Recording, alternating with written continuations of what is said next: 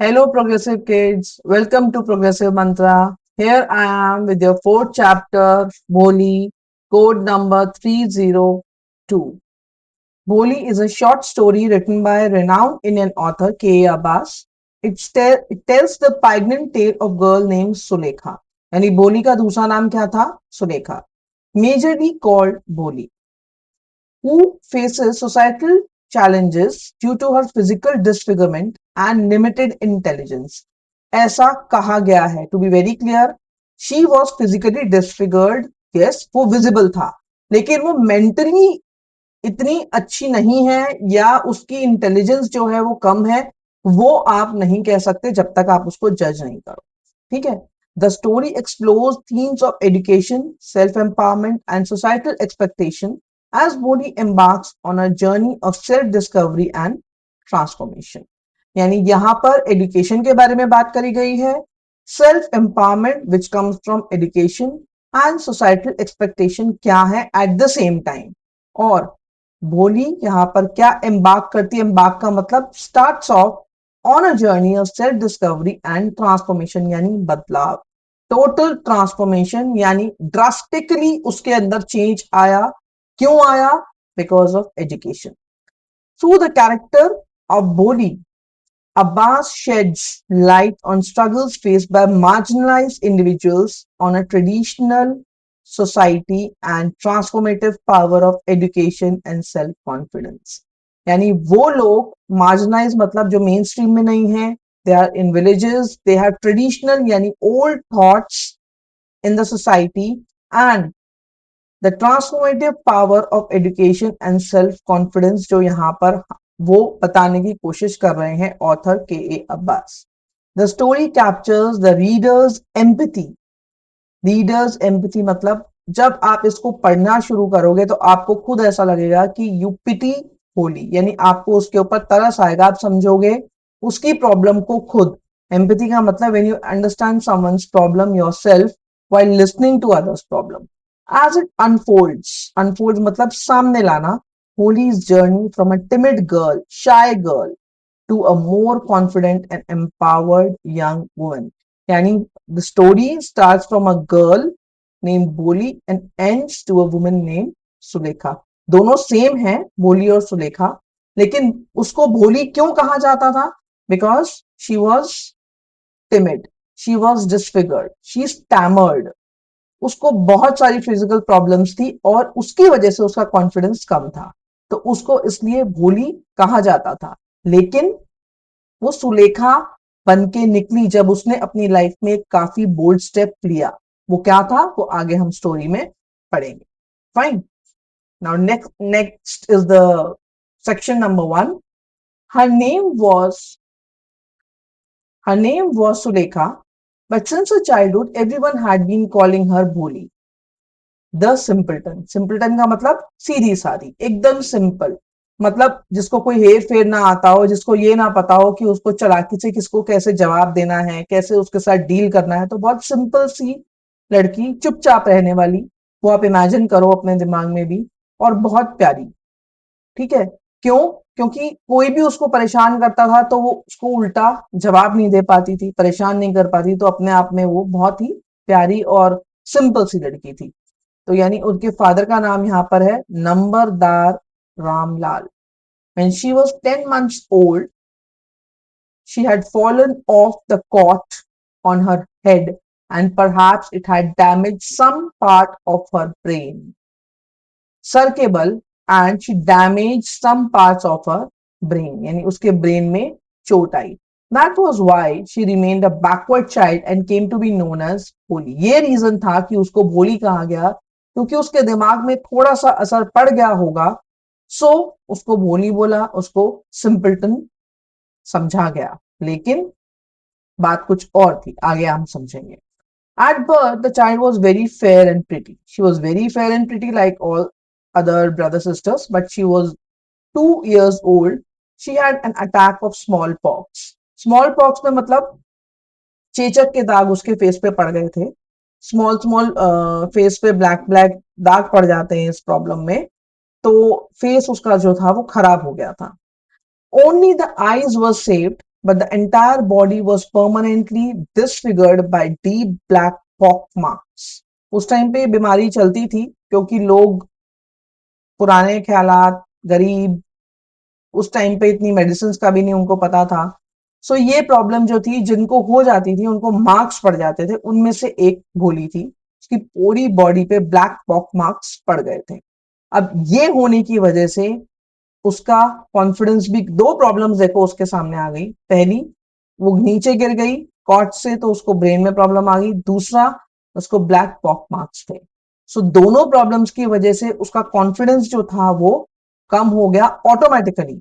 यानी कि ये उसे किसी को बताना नहीं पड़ा, लेकिन वो चुप रहने लगी और एक टिमिड, एक सिंपल्टन लड़की की तरह उसको पुट्रे समाज में किया गया। Little Sulekha could not speak till she was 5। यानी जनरली बच्चे 5 साल होने तक बोलते हैं, एक्टिव होते हैं, पता चल जाता है कि भाई ये बच्चा तेज है, लेकिन ऐसा सुलेखा में, भोली में कुछ भी नजर नहीं आया। यानी 5 साल तक वो नहीं बोल पाई। And when at last she learn to speak, she stammered. और जब उसने बोलना शुरू करा, शी स्टार्टेड स्टैमरिंग। स्टैमरिंग का मतलब इस तरीके से स्टैमर हुआ, यानी उसकी स्पीच क्लियर नहीं थी, उसके सेंटेंसेस क्लियर नहीं थे। The other children often made fun of her and mimicked her.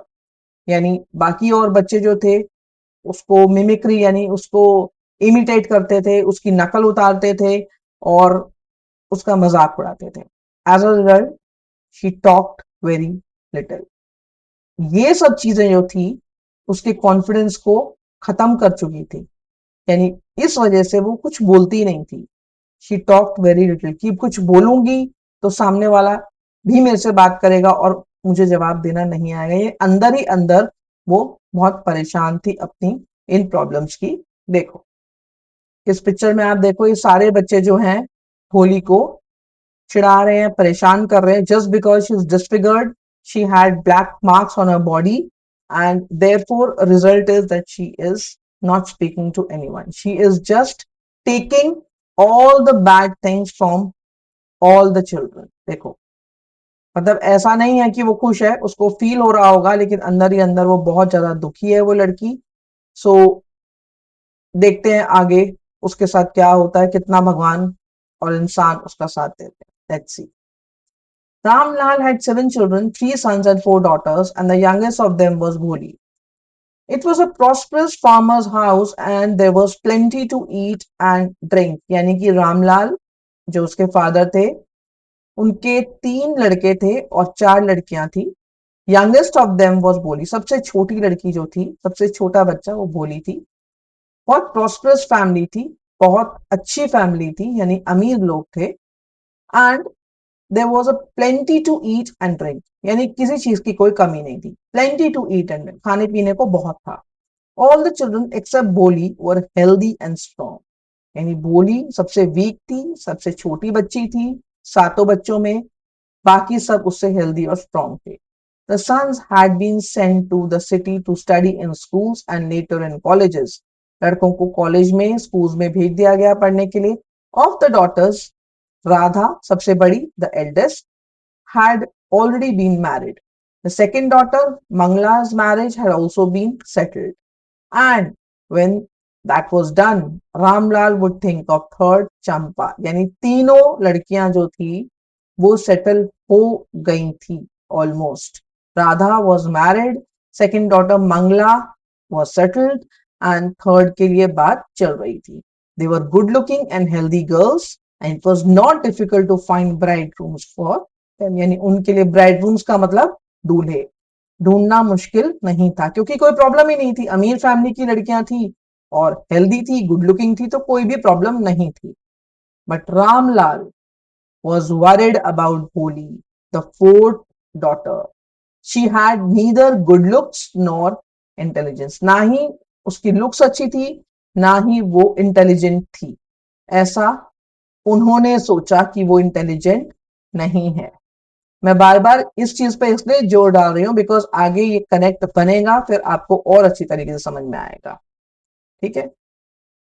Now we come to section 2 of the chapter Bholi। Bholi was 7 years old when Mangla was married। उसकी second sister when she was married she was 7 years old. Who? Boli. The same year primary school for girls was opened in their village. एक primary school उनके village में खुला. The tahsildar sahib came to perform its opening ceremony. Tahsildar वहां के opening ceremony वहां school की करने आए. He said to Ramlal, as a revenue official, you are the representative of government in the village, and so you must set an example to villagers. Yani, as a revenue official, as a dignitary, as a person who has conscience, आपको ये समझ होनी चाहिए कि आप इस village के लिए क्या अच्छा कर सकते हैं, विलेजर्स के लिए एक एग्जाम्पल कैसे बन सकते हैं. तो आप गवर्नमेंट के रिप्रेजेंटेटिव हैं, आप बताइए आप क्या कर सकते हैं. And you do it. You must send your daughters to school. किसको कहा गया? Revenue official. Who was he? You are representative of government. तो किसने कहा? तहसीलदार ने कहा. किसको? रामलाल को. और कहा कि अपनी बेटियों को आप स्कूल भेजो. That night, when Ramlal consulted his wife, she cried, "Are you crazy? If the girls go to school, who will marry them?" यानी अगेन यहां पर क्या दिख रहा है? सोसाइटी का एक स्टीरियोटाइप ऑर्थोडॉक्स बिहेवियर. क्यों? जब रामलाल ने अपनी वाइफ को कंसल्ट किया, बात करी स्कूल में भेजने की लड़कियों को, तो उन्होंने कहा तुम पागल हो. Are you crazy? If girls go to school who will marry them. यानी अगर लड़कियां स्कूल जाएंगी तो कौन उनसे शादी करेगा? यानी वो पढ़ी लिखी हो जाएंगी तो उनसे पढ़ा लिखा कोई और चाहिए होगा. अगर कोई और नहीं होगा तो इनसे कौन शादी करेगा? क्योंकि गांव में पढ़ाई का चलन नहीं है, आज भी बहुत कम है. जो पढ़ना चाहते हैं वो गांव से बाहर आते हैं, या फिर बहुत धीरे धीरे ये चीज हो रही है, प्रोग्रेस हो रही है. But Ramlal had not the courage to disobey the tahsildar. अब तहसीलदार ने उसको बहुत ज्यादा इंपॉर्टेंस दी थी रामलाल को, और ये कहा था कि आप एक समझदार इंसान हैं जो अपने बच्चों के लिए सोचेंगे और ऐसी सोच नहीं रखते होंगे कि हम बेटियों को क्यों पढ़ाएं. तो आप he was thinking, Ramlal was thinking that I don't have the courage to disobey the tehsildar. At last his wife said, I will tell you what to do. उसकी वाइफ बोली, मैं तुम्हें बताती हूँ क्या करना है. Send Boli to school. As it is, there is a real chance of her getting married with her ugly face and lack of sense. तो अब आप ये देखो, जस्ट इमेजिन कि एक मदर ही बोल रही है अपनी बेटी के लिए कि आप भोली को स्कूल भेज दो क्योंकि उसका शादी होने का चांस भी बहुत कम है, और उसको she is an ugly face girl and she lack sense. तो ठीक है, वहां चली जाएगी तो कोई बात नहीं, और आपकी बात भी रह जाएगी जो आपको बोली गई है. आपको कहा है भाई तहसीलदार साहब के सामने, आपको ऐसा भी नहीं लगेगा कि आपने उनकी बात नहीं रखी, तो आपने एक बेटी अपनी भोली जो है उसको भेज दिया. Let the teacher at school worry about her. अब उनकी जिम्मेदारी टीचर्स के ऊपर डाल देते हैं भोली की, और आपकी बात भी रह जाएगी. The next day Ramlal caught Bholi by the hand and said, come with me, I will take you to school. Bholi was frightened. अगले दिन उसके फादर ने भोली का हाथ पकड़ा और बोला, तुम चलो मेरे साथ स्कूल. भोली डर गई क्योंकि वो कभी भी बाहर नहीं गई थी, घर से बाहर नहीं गई थी, बहुत शाय थी, बहुत टिमिड थी, बहुत ज्यादा उसको सोसाइटी को फेस करने में डर लगता था क्योंकि ऑलरेडी उसके साथ फिजिकल प्रॉब्लम्स इतनी सारी थी. She did not know what a school was like. हाँ, उसको नहीं पता था स्कूल कैसा था. She remembered how few days ago the old cow Lakshmi had been turned out of the house and sold. तो अब आप देखो वो क्या कनेक्ट कर रही है, उस बेचारी की मेंटल स्टेट समझने की कोशिश करो कि कुछ दिनों पहले पुरानी गाय जो थी उनकी लक्ष्मी, उसको घर से बाहर निकाल दिया गया, उसको बेच दिया गया. तो उसने ये कनेक्ट करा कि हो सकता है यही मेरे साथ करने की कोशिश करी जा रही हो, ऐसा उसे लगा. No no no no no, she shouted in terror and pulled her hand away from father's grip. उसने अपने फादर के हाथ से अपना हाथ हटाया और बोला, मैं नहीं जाऊंगी. I will not go to school. What's the matter with you, you fool. मतलब बहुत गुस्से में उसके फादर ने उसको बोला, क्या प्रॉब्लम है तुम्हें? यू फूल, बेवकूफ, shouted Ramlal. I am only taking you to school, मैं तुम्हें स्कूल ही तो ले जा रहा हूं. Then he told his wife, let her wear some decent clothes today, or else what will the teachers and other schoolgirls think of us when they see her? तो रामलाल ने अपनी वाइफ को बोला, इसको थोड़े सही से कपड़े, साफ सुथरे कपड़े पहनाओ, नहीं तो बाहर हमारी बेइज्जती हो जाएगी. टीचर्स और स्कूल गर्ल्स ये सब सोचेंगे कि देखो ये किस तरह की है, इसको हम कैसे रखते हैं, और हमारी भी बेइज्जती हो जाएगी. So new clothes had never been made for Bholi. Just see, ये ट्रीटमेंट उसको उसके पेरेंट्स दे रहे हैं उसी के घर में कि उसके लिए नए क्लोथ्स नहीं बन रहे. क्यों? सबसे छोटी थी, अपने भाई बहनों के उतरे हुए कपड़े उसको मिलते थे. इसका मतलब she was discarded, she was never looked on. But क्योंकि वो उनकी बच्ची थी, उनकी बेटी थी, तो वो उस घर में रह रही थी, लेकिन उसकी कोई इज्जत नहीं थी. और अपने आप में भी वो बहुत डरी हुई थी कि मेरे को मेरी इज्जत करेगा ही कौन. उसको वो कॉन्फिडेंस ही नहीं था, because she was disfigured, she was not good looking, ऐसा उसे लगता था. The old dresses of her sisters were passed on to her. पुराने कपड़े उसकी सिस्टर्स के उसको मिलते थे. No one care to mend or wash her clothes. फटे हुए कपड़े थे तो फटे हुए, नो वन मेंड यानी फटे हुए कपड़ों को ठीक नहीं करा जाएगा. नो वन मेंडेड और washed her clothes.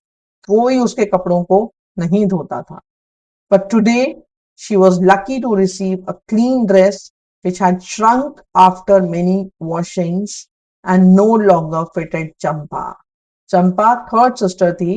Now she was lucky, वो भोली, क्योंकि उसको एक साफ सुथरी ड्रेस मिली, क्योंकि वो श्रिंक हो गई थी after many washings, and Champa could not wear it. तो यानी उसकी जो वेस्ट ड्रेस थी चंपा की, वो किसको मिली? भोली की. तो इसमें भी भोली को लकी माना जा रहा है.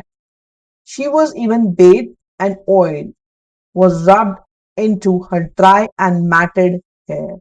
यानी उसका ख्याल ना रखने का एक और एग्जाम्पल देखो कि उसके बाल जो थे वो बोरी की तरह रफ थे. तो अब उसके बालों में जब ऑयल लगाया गया, उसको नहलाया गया, तो ऑब्वियसली उसको अच्छा फील हो रहा होगा. She was even bed and oil with. Only then she began to believe that she was being taken to a place better than her home. जब ऐसा करा जा रहा था उसके साथ, तो उसे ऐसा लगा घर से अच्छी किसी जगह में लेके जाया जा रहा है. She is standing here in the picture a bit happy. Maybe she is thinking a better place she going. Now we come to section number 3 of the chapter Bholi.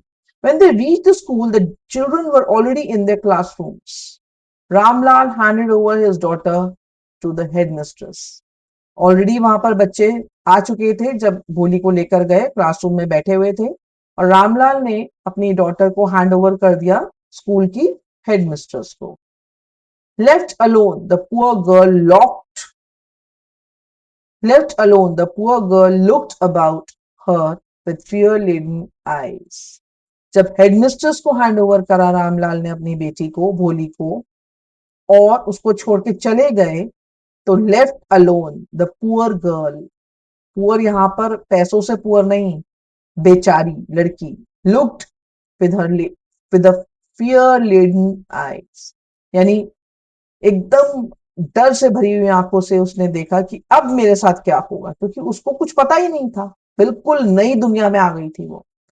There were several rooms, and in each room, girls like her squatted on mats, reading from books or writing on slates.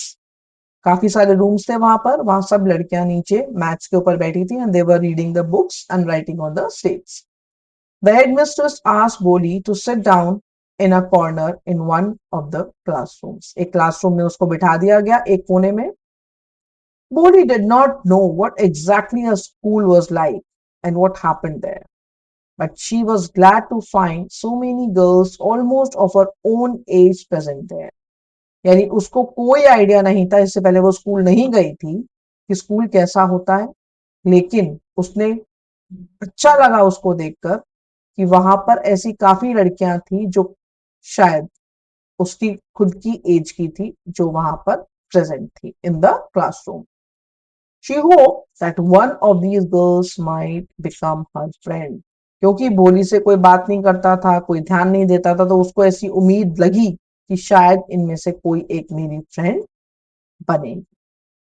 The lady teacher who was in class was saying something to girls, but Boli could understand nothing. यानी teacher कुछ बोल रही थी लड़कियों को, लेकिन भोली को कुछ समझ नहीं आ रहा था, क्योंकि जब वो पहुंची स्कूल में तो उसके लिए ये दुनिया नई थी जहां पर वो अडेप्ट नहीं हो पा रही.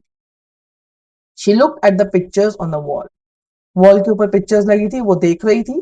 द कलर्स फैसिनेटेड हर, यानी उसको बहुत ज्यादा अट्रैक्ट कर रहे थे, फैसिनेट कर रहे थे, अच्छा लग रहा था उसको वो कलर्स देख के. The horse was brown just like the horse on which tehsildar had come to visit the village. वैसा ही हॉर्स था जैसे तहसीलदार जिसपे आया था, ब्राउन कलर का. The goat was black like the goat of their neighbor. The parrot was green like the parrot she had seen in the mango orchard. And the cow was just like their Lakshmi. Yani she is connecting the pictures to real life images. And suddenly, Holly noticed that the teacher was standing by her side, smiling at her. जैसे ही वो pictures को देख के fascinate हो रही थी, अचंभित हो रही थी, उसने देखा कि उसकी साथ, बिल्कुल उसके साथ उसकी टीचर खड़ी है, स्माइल करते हुए. ये देख पिक्चर में, ठीक है, टीचर के साथ और फ्रेंड्स के साथ बैठी है वो in the classroom. What is your name little one? वो she could stammer no further than that, यानी वो इतनी घबराई हुई थी वहां पर कि वो पूरा अपना नाम भी नहीं बोल पाई. Then she began to cry and tears flowed from her eyes in helpless flood. और एकदम से रोने लगी बहुत बुरी तरीके से, बहुत सारे आंसू उसकी आंखों से गिरे. She kept her head down as she sat in her corner, not daring to look up at the girls she knew were still laughing at her. मतलब उसने अपना सर नीचे कर लिया, एक कोने में बैठ गई वो. And she could not dare, ऊपर देखा ही नहीं उसने. उसको ऐसा लगा मैं ऊपर देखूंगी तो मेरी और बेइज्जती होगी, मैं फेस नहीं कर पाऊंगी, because the girls were laughing at her. So अब आप एक बार इस लड़की की पोजीशन समझो कि जिसे घर में नहीं पूछा जाता, खुद के माँ बाप उसको नहीं पूछ रहे, उसकी फिजिकल प्रॉब्लम की वजह से उसको कम आंका जा रहा है, उसके भाई बहन उसको नहीं पूछ रहे, बाहर की दुनिया उसने देखी नहीं है, और जब बाहर आई तो उसे लगा कि पता नहीं उसके साथ क्या हो जाएगा. यानी there is a big question mark in front of her life, जो उसको कुछ समझ में नहीं आ रहा कि उसके साथ क्या होगा. कुछ चीजों को देख के वो फैसिनेट हो रही है, कुछ चीजों को वो समझने की कोशिश कर रही है, लेकिन उसके दिमाग में उलझन ये है that what next for me now. ठीक है, अब हम आगे बढ़ते हैं. Next is section number 4. When the school bell rang, all girls scurried out of the classroom, but Boli dared not leave her corner. Her head still lowered, she kept on sobbing. सारी की सारी लड़कियां एकदम से scared out of the classroom, यानी कि एकदम झुंड में तेज तेज भागे, बिकॉज स्कूल बेल रैंग हो गई थी, बज गई थी. बट बोली could not lift her head up also, और उसी कोने में वो बैठी रही. And she kept on sobbing, रोती रही, सिसकती रही. बोली the teachers voice was so soft and soothing, बड़े प्यार से उसने बोला. In all her life, she had never been called like that. It touched her heart. यानी just imagine, इतना कोमल मन उसका, छोटी सी लड़की जिसको प्यार से कभी बुलाया भी नहीं गया, और अब वो इस दुनिया में आई है, स्कूल की दुनिया में, जहां पर प्यार से उसको उसकी मैम ने बुलाया, उसकी टीचर ने बुलाया, तो उसको बहुत अच्छा लगा. It touched her heart. Get up, said the teacher. It was not a command, but just a friendly suggestion. Holi got up. उठ जाओ, टीचर ने उसको बोला. ये कमांडिंग वे में नहीं बोला, बहुत प्यार से बोला, बहुत फ्रेंडली बोला. Holi got up. होली उठ गई. Now tell me your name. जब क्लास में कोई नहीं था तो टीचर ने पूछा, अब मुझे अपना नाम बताओ. Sweat broke out over her whole body. यानी एकदम से ठंडे पसीने जैसे छूट गए उसकी बॉडी में से। Would her stammering tongue again disgrace her? उसको ऐसा लगा उसकी स्टैमरिंग यानी कि जो वो हकला रही थी, क्लियरली नहीं बोल पाती थी, जो उसकी फिजिकल प्रॉब्लम थी, क्या उसकी स्टैमरिंग जीभ टंग अगेन डिस्ग्रेस हर? यानी उसको फिर से बेइज्जती महसूस करनी पड़ेगी। डिस्ग्रेस मतलब बेइज्जती। For the sake of the kind woman, however, she decided to make an effort. She had such a soothing voice. She would not laugh at her. लेकिन होली ने हिम्मत जुटाई कि इतनी सूदिंग प्यारी वॉइस वाली मेरी टीचर जो है, इन्होंने मुझे प्यार से बुलाया तो मैं हिम्मत करके अपना नाम बोलती हूँ। तो अपनी टीचर के लिए वो फिर से बोलने लगी जब उसने बोला वो नहीं बोल पाई। She began to stammer. एकदम स्टैमरिंग शुरू हो गई, हकलाना शुरू हो गया उसने। Well done the teacher encourage her. Come on now the full name. Teacher ने उसको डिसग्रेस नहीं करा, उसकी बेइज्जती नहीं करी, उसको बोला कम ऑन, आप फिर से बोलो अपना नाम। वो बोली। At last she was able to say it and felt relieved as if it was a great achievement. अपना नाम उसने बोला और उसको लगा कि उसने पता नहीं क्या अचीव कर लिया है। एक बार इमेजिन करो आप कि उस लड़की के अंदर कितना कितना कितना दबाव था, खुद का दबाव, कि एक नाम बोलने पे उसको रिलीफ फील हुआ।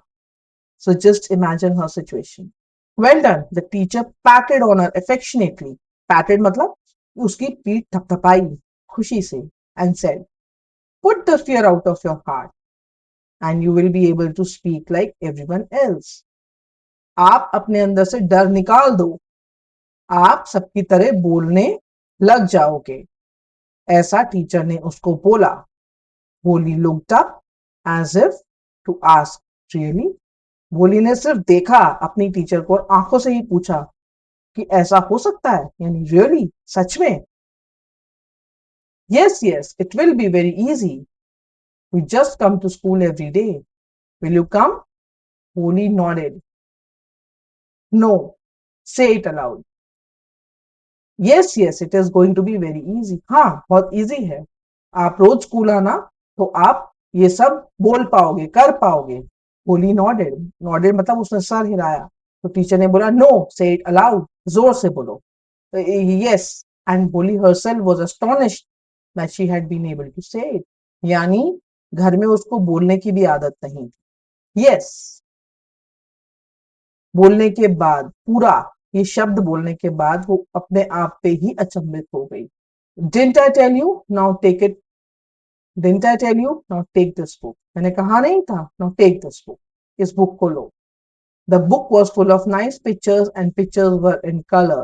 Dog, cat, goat, horse, parrot, tiger and cow just like Lakshmi.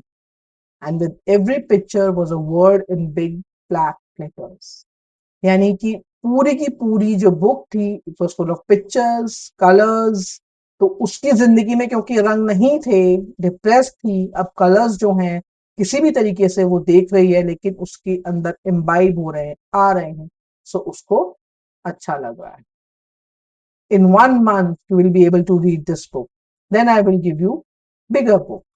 ऐसा उसकी टीचर ने बोला कि 1 महीने में तुम इस बुक को पढ़ पाओगी और उसके बाद मैं तुम्हें बड़ी बुक दूंगी। then still a bigger one, और फिर उससे भी बड़ी। In this time you will be more learned than anyone else in the village. और तुम और ज्यादा learned हो जाओगी than anyone else in the village. Then no one will ever be able to laugh at you. और उसके बाद कोई तुम्हारे ऊपर नहीं हंसेगा। People will listen to you with respect and you will be able to speak without slightest stammer. People will listen to you with respect. Respectfully आपको सुना जाएगा and you will be able to speak, और आप confidence से बोल पाओगे, अच्छी तरह बोल पाओगे without slightest stammer. थोड़ा सा भी स्टैमर आपकी आवाज में नहीं होगा, होगा तो सिर्फ कॉन्फिडेंस। ऐसा टीचर बोल रही। अंडरस्टैंड? समझ गई? Go home and come back early tomorrow morning. अब जाओ और कल जल्दी आना सुबह। Puri felt as if suddenly all the bells in the village temple were ringing and the trees in front of the schoolhouse had blossomed into big red flowers. ये जो line है आप देखो, भोली felt suddenly all bells, यानी कि positive चीजें, ringing of bells, village temple, ringing of ringing of bells in the village temple, trees जो थे उसको ब्लॉसम लगे, फ्लावर्स दिखे उसमें, यानी एक दुखी जीवन से एक खुशहाल जिंदगी की तरफ बोली अपने आप को समझने लगी कि वो बढ़ रही है. Her heart was throbbing with a new hope and a new life. उसका दिल धड़क रहा था बहुत तेजी से, with a new hope and new life. Thus the years passed. Now let's come to section number 5 of the chapter Holi. The village became a small town.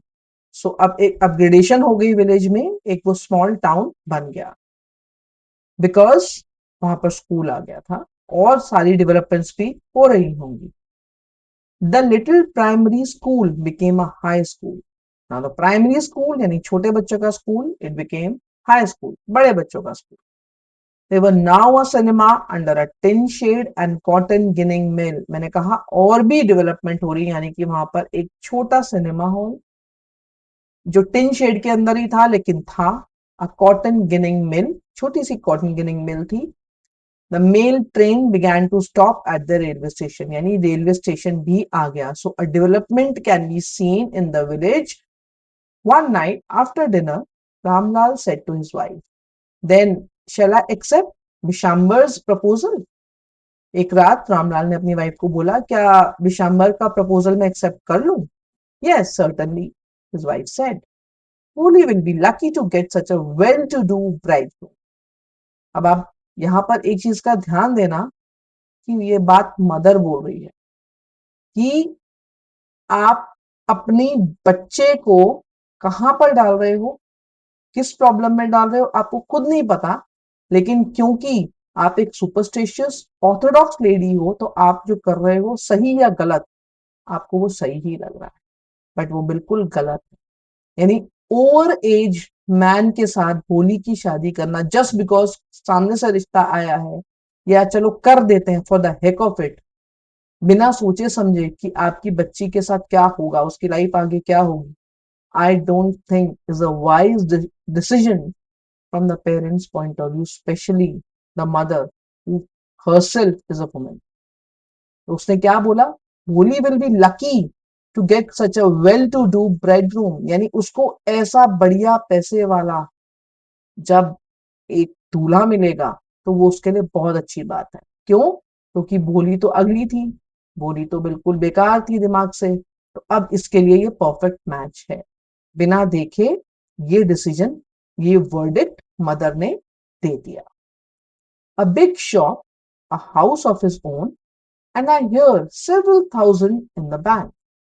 Moreover, he is not asking for any dowry. यानी वो सिर्फ ये देख रही है उसकी mother, खुद एक औरत होकर, कि सिर्फ पैसा देखो, बाकी फेंक दो अपनी बेटी को, अपनी जिम्मेदारी को दूसरे की तरफ फेंक दो, बाकी उसकी लाइफ में जो मर्जी होता रहे. उसको ये था कि हमसे दहेज यानी डाउरी नहीं मांगी जाएगी, और आदमी, लड़का नहीं, आदमी जो है वो बहुत वेल टू डू है, बढ़िया दुकान, अपना मकान और खूब सारे पैसे. इतना सफिशिएंट था मोली की मदर के लिए अपनी बेटी को दूसरे के पास देने के लिए. यानी उसके दिल की फीलिंग्स, उसकी खुद की रजामंदी कोई मायने नहीं रखती थी. स्टीरियोटाइप, ऑर्थोडॉक्स ट्रेडिशनल सोसाइटी और उसका सेटअप, और उसके ऊपर एक औरत जो ये वर्डिक्ट अपनी ही बेटी के लिए दे रही है जो खुद एक लड़की है. That's right, but he is not so young, you know. See, an old man, he is not young, almost the same age as I am, and he also limps, यानी कि वो भी disfigured है, वो भी लंगड़ा के चलता है. He is not young also. Moreover, the children from the first wife are quite grown up. Just imagine, आप सोच के देखो क्या करने जा रहे हैं उसके पेरेंट्स, यानी जो वो आदमी था, ये उसकी सेकंड मैरिज थी विद भोली, उसके बच्चे बड़े बड़े, किस उम्र का था? उसके फादर की उम्र का, लेकिन उसकी मदर फिर भी उसको उसके साथ शादी करने के लिए तैयार। यानी नो मेंटल थॉट्स, नो, यानी कि कोई सिंपैथी नहीं अपने ही बच्चे के लिए। So it's something which is scary and which is very very bad for the societal setup. I don't favor it personally. So what does it matter? His wife replied, 45 or 50? It is not great age for a man. We are lucky that he is from another village and does not know about her pockmarks and her lack of sense. If we don't accept this proposal, she may remain unmarried all her life. यानी वो क्या बोल रही थी? सी, concern देखिए आप father का। उसने फिर भी बोला कि क्या ये सही रहेगा? माँ क्या कह रही है? हाँ तो क्या हो गया, 45 और 50 उसकी एज है तो क्या हो गया? अगर वो आ, उसके बच्चे हैं तो क्या हो गया? बीवी मर चुकी है तो क्या हो गया? मेरी बेटी दूसरी बीवी बनेगी तो क्या हो गया? यानी कोई दिक्कत नहीं है। पर उसके लिए सेटिस्फाइंग क्या था मदर के लिए? कि वो ये नहीं जानता दूसरे विलेज का होके कि उसके मुंह पे पॉक मार्क्स हैं और वो कम अकल है, लैक ऑफ सेंस, ऐसा वो बोल रही थी। कौन? खुद की माँ। We don't accept this proposal, she may remain unmarried all her life. यानी उसको ये चिंता थी कि वो अनमैरिड रहेगी, पर ये चिंता नहीं थी कि वो खुश रहेगी कि नहीं। वो जो मर्जी हो, शादी हो जाए और सोसाइटी में ये हो जाए कि भाई हमने अपनी लड़की की शादी कर दी। किससे कर दी उससे कोई फर्क नहीं पड़ता, उस लड़की के मन में क्या है उससे कोई फर्क नहीं पड़ता। भाई हम सोसाइटी के अंदर रहते हैं तो हमारे ऊपर कोई प्रॉब्लम नहीं आनी चाहिए। Just imagine a mother having such feelings for her daughter. So this is something which is scary and unempathetic. यानी उसकी प्रॉब्लम की कोई भी फिक्र नहीं थी उसी की माँ को, तो बाकी दुनिया क्यों फिक्र करेगी जब माँ ही इस तरीके से बिहेव कर रही है। लेकिन भगवान ने उसका साथ दिया। कैसे? वो हम आगे पढ़ते हैं। Yes, but I would wonder what भोली विल से। फादर ने फिर भी थोड़ा कंसर्न दिखाया कि भोली क्या बोलेगी। What will that witless one say? She is like a dumb cow. माँ बोल रही है कि वो क्या बोलेगी जिसके अंदर अकल ही नहीं है। वो तो एक डम काऊ की तरह है, ठीक है, एक भोली वाली गाय की तरह है, नीली गाय जिसको हम कहते हैं। Maybe you are right muttered Ramlal.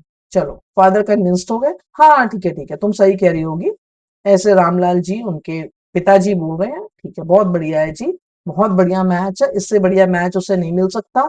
अगली लुकिंग, पॉक मार्क्स हैं, बिल्कुल दिमाग नहीं है उसके अंदर, तो फेंक दो इसको, कहीं भी फेंक दो। In the other corner of the courtyard, Holi ले awake on her cot, listening to her parents' whispered conversation. अब आप सोचो और इमेजिन करो एक बार कि वो लड़की जिसकी दुनिया वैसे ही खराब है, उसको रखा ही खराब तरीके से गया है बचपन से, अब उसके लिए एक और शॉक ऑफ लाइफ, एक और उसके लिए समझ लो बम गिरा उसकी लाइफ में कि वहां पर वो ये सुन रही थी कि उसके पेरेंट्स एक बूढ़े के साथ उसकी शादी प्लान कर रहे हैं और वो कुछ नहीं कर सकती थी। उसने सिर्फ सुना और क्या समझा होगा, क्या उसके दिल पे पड़ी होगी, ये आप कुछ सोच के देखो कि माँ बाप उसको कहाँ फेंकने के लिए तैयार हो रहे हैं। यानी और गहरा अंधेरा उसकी लाइफ के अंदर लाने के लिए तैयार है माँ बाप, एक्सेप्टेड है, क्योंकि वो जिस सोसाइटी में रहते हैं वहां के स्टीरियोटाइप्स ऐसे हैं कि टाइम से लड़की की शादी हो जाए। बुढ़े से हो रही है, वो दूसरी शादी कर रहा है, वो एक्सेप्टेड है सोसाइटी में, लेकिन वुमेन के पास कोई एम्पावरमेंट नहीं है। जो कहा जाएगा वो आपको करना है। Now let's come to section number 6 of the chapter Bhuli. Vishambar Nath was a well-to-do grocer, यानी उसकी परचून की दुकान थी। He was a grocer, Vishambar Nath. He came with a big party of friends and relations with him for the wedding. कुछ रिश्तेदारों के साथ और अपने फ्रेंड्स के साथ वो वेडिंग में आया। A brass band playing a popular tune from Indian film headed the procession. कुछ गाने चल रहे थे बैंड में और वो बारात लेके आया। प्रोसेशन मतलब प्रोसीड कर रहे थे काफी सारे लोग एक ओकेजन के लिए। That was a marriage of Bholi and Vishambarnath with the bridegroom riding a decorated horse. अच्छा, अब ये साहब ब्राइडग्रूम जो थे, बूढ़ा दूल्हा जो था, वो एक हॉर्स के ऊपर, डेकोरेटेड हॉर्स के ऊपर बैठा हुआ था। Ramlal was overjoy to see such pomp and splendor। यानी देख रहा था क्या बढ़िया तरीके से बारात आ रही है भोली की। pomp and splendor मतलब frills and fancies on, खूब धमाके हो रहे हैं, खूब एक्स्ट्रावेगेंस है, खूब सब दिख रहा है एकदम अमीरों की तरह। स्प्लेंडर बिखरा हुआ है, यानी कि बहुत ज्यादा दिख रहा है उसको। Ramlal was overjoy to see such pomp and splendor। यानी रामलाल इतना खुश हुआ, क्या pomp and splendor है, क्या ब्यूटी है, क्या एक्सप्रेशंस हैं सबके, क्या शो चल रहा है, वाह। तो उसको ऐसा लगा, क्यों हैप्पी था वो, ओवरजॉयड था, वे उसको लगा देखो जी, सब लोग सोसाइटी में खड़े होके क्या देख रहे हैं कि क्या धूम मची हुई है। He had never dreamt that his fourth daughter would have such a grand wedding। देखिए, लुक एट दिस, मतलब आई पर्सनली फील कि वो क्या सोच रहा है एज अ फादर, पेरेंट्स क्या सोच रहे हैं। It is never dreamed of his fourth daughter would have such a grand wedding. मतलब ग्रैंड वेडिंग का मतलब pomp and शो आपको अच्छा लग रहा है, लेकिन उस लड़की के दिल के अंदर क्या pomp and शो हो रहा होगा, ये माँ बाप को जानना ही नहीं है। फेंको, उठाकर फेंको। Moni's elder sisters who had come for the occasion were envious of her luck। अब देखिए आप, बोनी की जो बहनें थी, मतलब सोचने वाली बात है, बोनी की बहनें वो उससे जलन कर रही थी कि क्या बढ़िया उसकी बारात आई है, क्या अमीरों में जा रही है ये लड़की, हमने तो कभी सोचा नहीं था। वाह। When the auspicious moment came, the priest said, "Bring the bride।" अब जब ये शुभ घड़ी आई, ऑस्पिशियस शुभ घड़ी आई, तो प्रीस्ट साहब जो पंडित जी हैं कह रहे हैं, ब्रिंग द ब्राइड, ब्राइड को लाइए। Holy, clad in a red silken bridal dress, was led to the bride's place near the sacred fire। भोली जिसने रेड कलर की साड़ी पहनी हुई थी, ब्राइडल ड्रेस पहनी हुई थी, वो आ गई सेक्रेड फायर यानी कि फेरे लेने के लिए वो आ गई। Garland the bride, one of his friends prompted Vishambarnath. उसके फ्रेंड ने बोला कि आप गार्लैंड पहनाओ ब्राइड को, यानी कि माला पहनाइए। गार्लैंड मतलब माला पहनाओ ब्राइड को। The bride room lifted the garland of yellow marigolds. Marigolds मतलब गेंदे के फूलों की माला उसने उठाई दूल्हे ने। A woman slipped back the silken weevil from the bride's face। Vishamba took a quick glance। The garland remained poised in his hands। The bride slowly pulled down the veil over her face। पीछे से एक औरत गई, slip हो गया पीछे से उसका सिल्कन व्हील, यानी कि उसका जो घूंघट था वो पीछे की तरफ हो गया, और भोली का फेस जो है विशाम्बर ने देख लिया जल्दी से, एक क्विक ग्लांस में। Now the garland remain poised in the hands, और उसके हाथ में ऐसे रुका ही रह गया, क्या, गार्लैंड यानी गेंदे के फूलों की माला उसके हाथ में रुक गई। The bride slowly pull down the veil over the face. जैसा उसे बेचारी को बोला गया होगा, इस तरीके से उसने अपना घूंघट व्हील नीचे कर लिया, अपने फेस से नीचे। Have you seen her, said Bishamber to friend next to him. Bishamber ने अपने फ्रेंड को बोला, तुमने देखा इसे, she has pock marks on the face. इसके मुंह पे पॉक मार्क्स हैं, काले दाग हैं। So what, you are not young either. इसका फ्रेंड बोला, तू कौन सा जवान है, you are also not young. Maybe, but if I am to marry her, her father must give me 5,000 rupees। चलो, सी what is happening with this girl भोली, पता नहीं क्यों हो रहा है, but it is shameful.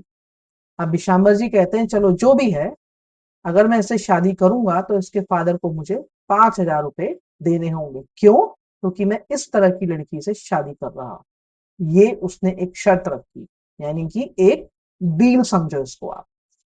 Ramlal went and placed his turban, his honor, at Bishambar's feet. Do not humiliate me so. Take 2,000 rupees. अब रामलाल कहते हैं उसके फादर अपनी पगड़ी को उसके पैरों में रख के कि आप प्लीज ऐसा मत करो, मेरी बेइज्जती मत करो, मेरे साथ ऐसा व्यवहार मत करो, मुझे ह्यूमिलेट मत करो, आप 2,000 रुपए ले लो। नो, 5,000 और will go back, keep your daughter. Vishambar ने बोला नहीं, 5,000 ही लूंगा, नहीं तो आप अपनी बेटी अपने पास रखो। Be a little considerate please. उसने कहा थोड़ा सा आप कंसिडर कर लो, थोड़ा समझ लो, थोड़ा सा आप कम ज्यादा कर लो, यानी कि मांडवली कर लो। But if you go back I can never show my face in the village. फिर वही सोसाइटल नॉर्म्स, सुपरस्टिशन, क्या कि आप अगर चले गए तो मैं विलेज में यानी सोसाइटी में अपना मुंह नहीं दिखा पाऊंगा कि बारात वापस चली गई। तो then with out with 5,000, tears streaming down his face, Ramlal went in, opened the safe and counted the notes. He placed the bundle at Bridegroom's feet. रोते रोते रामलाल ने 5,000 रुपए उसके फीट पे रख दिए, यानी किसके पास रख दिए?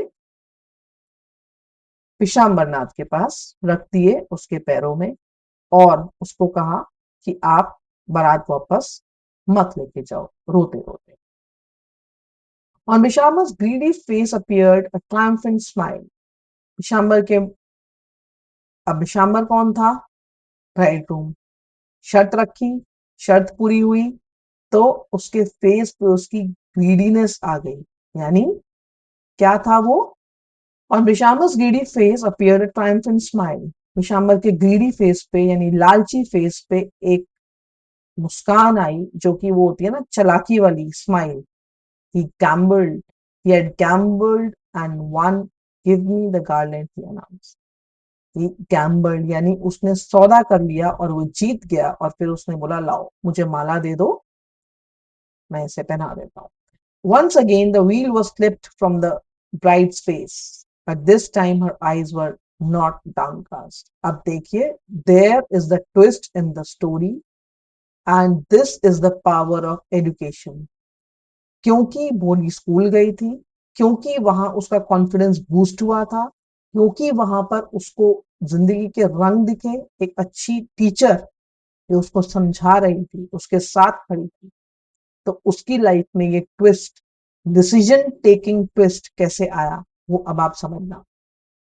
अब यहाँ पर फिर से व्हील यानी घूंघट स्लिप हुआ, लेकिन ऐसे ऊपर की तरफ, नीचे की तरफ नहीं। ऊपर की तरफ स्लिप होने का मतलब कॉन्फिडेंस किसका? बोली का। क्यों? बिकॉज उसने पढ़ाई करी थी, she was educated, and now that education came into her eyes as a confident girl, Sulekha. उसने आंखों से आंखें मिलाकर अपना हटाया घूंघट और बोला, she was looking up, looking straight at her prospective husband, यानी would be पति की तरफ उसने देखा, and in her eyes there was neither anger nor hate, only cold contempt. उसने आराम से बोला, कोई हेट नहीं थी, कोई गुस्सा नहीं था उसे, बिल्कुल कोल्ड कंटेम्प्ट था। क्लियर, स्टर्न, अथॉरिटेटिवली उसने क्या बोला? अब हम आगे पढ़ेंगे। कोई डर नहीं, कोई गुस्सा नहीं। Bishambar raised the garland to place it round the bride's neck. जैसे ही उसने गार्लैंड उठाया उसको पहनाने के लिए, but before he could do so, Bholi's hand struck out like a streak of lightning and the garland was flung into the fire. उसने पकड़ा और उसको उड़ा दिया, और वो गार्लैंड कहाँ गिरा? वो गेंदे की माला कहाँ गिरी? जाके फायर में, वहां जहां पर उसको फेरे लेने थे उधर गिरा दी उसने, उड़ा दी एक तरीके से।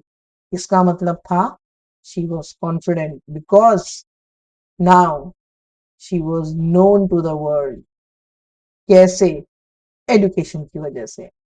She got up and threw away the veil, और ऐसे करके उसने अपना घूंघट उड़ाकर पीछे कर दिया। Now we come to section number 7 of the chapter Bholi.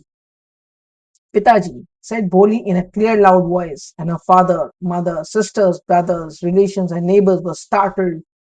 to hear her speak without even the slightest stammer.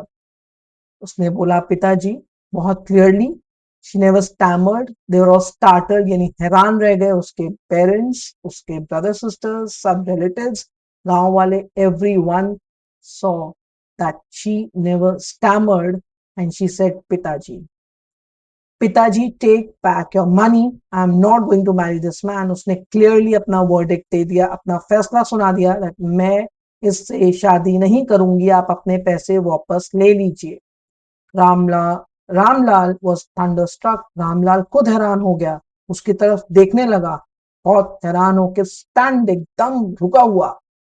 The guest began to whisper, so shameless, so ugly and so shameless. यहाँ पर अब guest ने अपनी वो whispering, अपनी वो एक की दो लगाने वाली बातें शुरू कर दी. ओहो, कितनी बदतमीज है, बिल्कुल शर्म नहीं है, और कितनी बदसूरत है, बताओ जरा क्या कर रही है ये. मतलब वो चार बातें जो नेचुरली हमारी सोसाइटी में सब लोग करते हैं, ना होने पे भी करते हैं, तो यहाँ पर वो शुरू हो गया. जिसकी प्रॉब्लम उसके माँ बाप को थी कि सोसाइटी ये कहेगी, सोसाइटी वो कहेगी, लेकिन यहाँ भोली ने ऐसा कुछ भी नहीं सोचा. उसने अपनी लाइफ के लिए और एक तरीके से अपने पेरेंट्स के लिए स्टैंड लिया, क्योंकि वो समझ गई थी कि विशंबर नाथ जी ग्रीडी भी हैं, ओवर एज भी हैं, और उसके फादर को स्टब कर रहे हैं. बोली आर यू क्रेजी, पागल हो तुम. बोली shouted Ramlal. You won't you want to disgrace your family, तुम अपनी फैमिली को डिसग्रेस यानी शर्मिंदा करना चाहती हो. Have some regard for our इज्जत. देखिए, फादर को अभी ये समझ में नहीं आ रहा है कि वो क्यों कर रही है. वो इज्जत की बात कर रहे हैं कि हमारी इज्जत का तो ख्याल करो. For the sake of your इज्जत, said Bholi, I was willing to marry lame old man.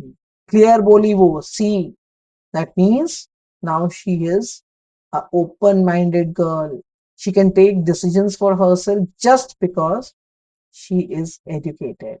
So that school which opened in the village was a blessing in disguise for Holi. क्यों? वहां उसको इसलिए भेजा गया था कि चलो, अगली लुकिंग है, कुछ भी है बाहर, इसको और सब देखेंगे, समझेंगे, कुछ भी करेंगे. मैं इसलिए भेजा गया था कि इसको बाहर इसकी टीचर संभालेंगी, चलो जाए. और to please the tehsildar, to please the official who open the school. लेकिन वही स्कूल उसके लिए क्या बन गया? एक ब्लेसिंग. कैसे? वो समझो. For the sake of your इज्जत, said Bholi, I was willing to marry this lame old man. उसने अपने फादर को बोला कि आपकी इज्जत के लिए, जिस इज्जत की आप बात कर रहे हो, मैं इस आदमी के साथ शादी करने के लिए तैयार हो गई थी, इस बूढ़े आदमी के साथ शादी करने के लिए तैयार हो गई थी. But I will not have such a mean, greedy and contemptible coward as my husband. लेकिन ऐसा हस्बैंड मेरे को नहीं चाहिए जो कि एक कायर है, कंटेम्प्टेबल है, अनोइंग है, he is mean. I will not consider this man as my husband. I won't, I won't, I won't. बहुत स्टर्नली उसने 3 बार बोला, नहीं नहीं नहीं, I won't. What a shameless girl. We all thought she was a harmless dumb cow. देखिए, ये words आ रहे हैं सोसाइटी की तरफ से कि कितनी शेमलेस लड़की है. हमें तो लगा था कि एक हार्मलेस डम काउ है, यानी ऐसी ही एक इमेज बनाई हुई है एक लड़की की जिसको फिजिकल प्रॉब्लम हो गई, जिसकी वो जिम्मेदार खुद नहीं है, लेकिन उसको सोसाइटी में और ज्यादा दुख देने के लिए सोसाइटी तैयार है, उसमें उसको कोई प्रॉब्लम नहीं. ठीक है. Bholi turn violent on the old man. Yes aunty, you are right. You all thought I was dumb driven cow. That's why you wanted to hand over me to this heartless creature. Clear बात बोली भोली ने, शायद first time अपनी life में, अपनी life के लिए.